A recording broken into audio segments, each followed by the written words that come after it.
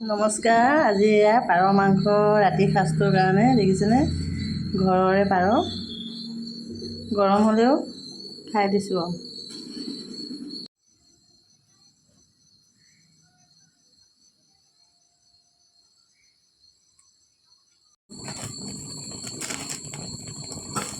এয়া গেছত এনেকৈ পুৰিব লাগিব, তেতিয়াহে মাংসটো ভাল হয়।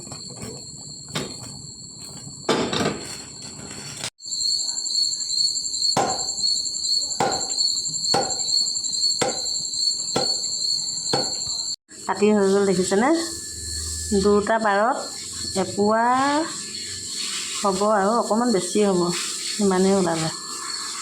এনেদৰে তেল আৰু পিঁয়াজ দি অলপ মঠি ল'ব লাগে। এয়া মঠি লৈছোঁ।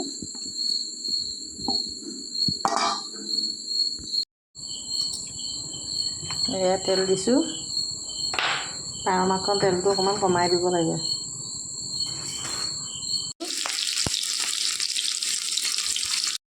এয়া মিক্সিত আজি দিয়া নাই, কম মছলাৰ কাৰণে খুন্দনাতে দিছোঁ।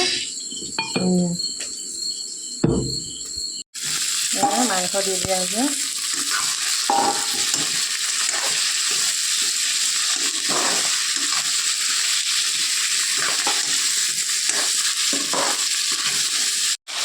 দেখিছেনে ইমান ধুনীয়া হৈ গৈছে।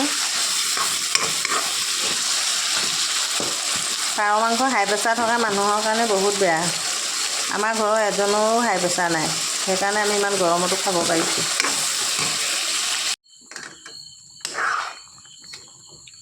এয়া আলু দি দিলোঁ।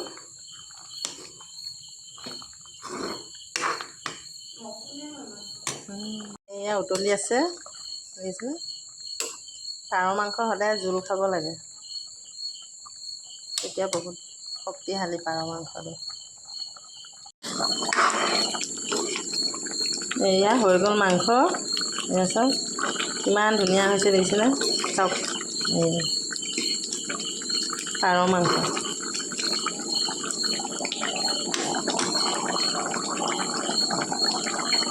মাংস বনোৱা হৈছেনে নাই আপোনালোকে চাই কমেণ্ট কৰি জনাব দেই। নমস্কাৰ।